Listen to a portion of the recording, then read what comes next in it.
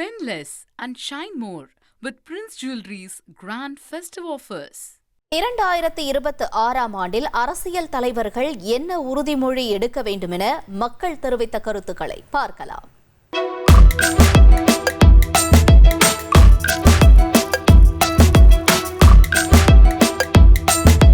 தலைவர்கள் என்ன மாதிரி ரெசல்யூஷன் எடுத்தால் நல்லாயிருக்கும், உறுதிமொழி எடுத்தால் நல்லாயிருக்கும்? அவங்க சொல்கிற வாக்குறுதி நிறைவேற்றணும் கடைசி வரைக்கும். அதுவும் இல்லாமல் இப்போ நான் முதல்வன் ஸ்கீம் அந்த மாதிரிலாம் கொண்டு வராங்கல்ல, அந்த மாதிரி ஸ்கீம் நிறைய கொண்டு வரணும். ஏன்னா இளைஞர்கள் தான் இந்த இந்தியாவோட சக்தி அப்படின்னு சொல்லுவாங்க. இளைஞர்கள் எவ்வளோ முன்னேறி போகிறாங்களோ அதோட அடிப்படையில் தான் இந்த இந்தியாவே இருக்குது அப்படின்னு சொல்லுவாங்க. அந்த மாதிரி ஸ்கீம் கொண்டு வரத்துக்கு மக்களும் ஒத்துழைக்கணும், அதுக்கு ஆட்சியாளர்களும் சரியாக வழிநடத்தணும். இப்போ நாள் முதல்வன் ஸ்கீமு, தமிழ் புதல்வன், மாதம் பெண்களுக்கும் சேர்த்து 1000 ரூபாய், இந்த மாதிரிலாம் கொண்டு வந்தால் இந்த இந்தியா வளர்ச்சி பாதையை நோக்கி போகிறதுக்கு ஒரு அடித்தளமாக இருக்கும். ஒரு ஆட்சி இப்போ இருக்குது, ஆட்சியே கிடைக்காம, ஆட்சி அமைக்க முடியாமல் ஒவ்வொரு முறையும் நிறைய தலைவர்கள்லாம் போட்டிடுறாங்க. ஆமாம், போட்டிட்டு அது அப்படியே வெற்றி இல்லாமலே வந்துடுறாங்க. தொடர்ந்து போட்டிட்டு தான் இருக்காங்க. அப்படிப்பட்ட தலைவர்கள் இதுக்கப்புறம் வரக்கூடிய இந்த வருஷத்தில் என்ன மாதிரி தீர்மானம் எடுத்துகிட்டு உள்ளே வரணும்னு நீங்கள் நினைக்கிறீங்க? அப்படிப்பட்ட தலைவர்கள் என்ன பண்ணணும்னா, மக்கள்கிட்ட நேரடியாக சென்று அவங்கக்கிட்ட நம்பிக்கை வர வைக்கிற மாதிரி சொல்லணும். சொல்கிறது மட்டும் இல்லாமல் செய்கிறதுக்கான வழிமுறைகளை நடத்துவோம் அப்படின்னு ஒரு தீர்மானத்தை கொடுக்கணும். அப்படி தீர்மானத்தை கொடுத்தா மட்டும்தான் அவங்க மக்கள் ஓட்டு போட்டு தேர்ந்தெடுக்க முடியும். இப்போ நிறைய ஸ்கீம் கொண்டு வரலாம், பட் அதெல்லாம் எப்படி கொண்டு வரலாம், அதோட பெனிஃபிட்லாம் என்னென்ன இருக்குது, அதெல்லாம் முன்னாடியே சொல்லணும். அதை பற்றி அந்த வழிகாட்டல்கள்லாம் கரெக்டாக இருக்கணும். அப்படி இருந்தால் கரெக்டாக மக்கள் யாரை தேர்ந்தெடுக்கணுமோ அவர்களை தேர்ந்தெடுத்து சரியாக ஓட்டு போடுவாங்க. இப்போ எடப்பாடி பழனிசாமி இந்த வருஷம் ரெசல்யூஷன் எடுப்பாங்க நினைக்கிறீங்க?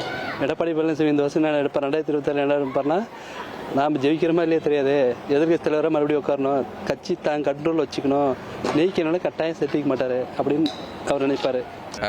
டிவிக்கு பொறுத்த வரைக்கும் என்னோட விஷயம் என்னென்னா, விஜய் அவர்கள் மக்களை மீட்டப் பண்ணுறதே கிடையாது. அதாவது அவர் ஒரு வீடியோ போடுவார், வீடியோ மக்கள்கிட்ட பரப்புவாங்க. அது எந்தமாரி ஃபார்மெட், அது என்னை பொறுத்த வரைக்கும் தப்பான ஃபார்மெட். அதாவது இப்போ நான் வீடியோ போடுறேன்னா கொஸ்டின் கேட்கறதுக்கான ஒரு ஆப்பர்ச்சுனிட்டி மக்களுக்கு தரணும். இப்போ நான் நீங்கள் மீடியா, நான் உங்களை மீட்டப் பண்ணுறேன், நீங்கள் என்ன கேள்வி கேட்காதான அதிகாரம் நான் உங்களுக்கு தரேன். ஆனால் விஜய் அவர்கள் அதுக்கான அதிகாரம் தரவே இல்லை. அவர் சொல்கிறாரு, நம்ம கேட்போம், அவ்வளோதான். ஆனால் நாம் சொல்கிறத அவர் கேட்க மாட்டார். அதாவது மீடியா மீட்டப் பண்ணல.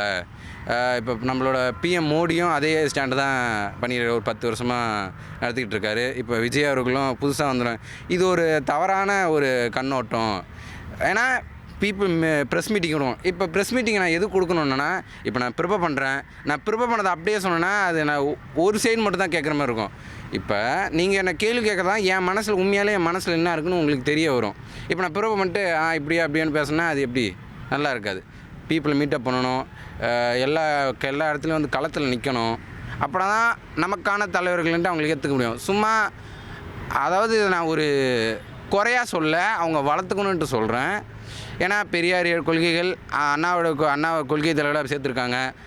அண்ணா போகாத இது கிடையாது, மக்களோட செல்லு, மக்களோடு இருன்ட்டு அண்ணா சொல்லியிருக்காரு. ஆனால் அவரை கொள்கை தலைவராக தலைவராக விஜய் அவர்களும் சரி, விஜய் அவர்கள் ஏன் அந்த மாதிரி பண்ணலன்ட்டு ஒரு சின்ன அதை திருத்திக்கலாம் விஜய் அவர்கள்.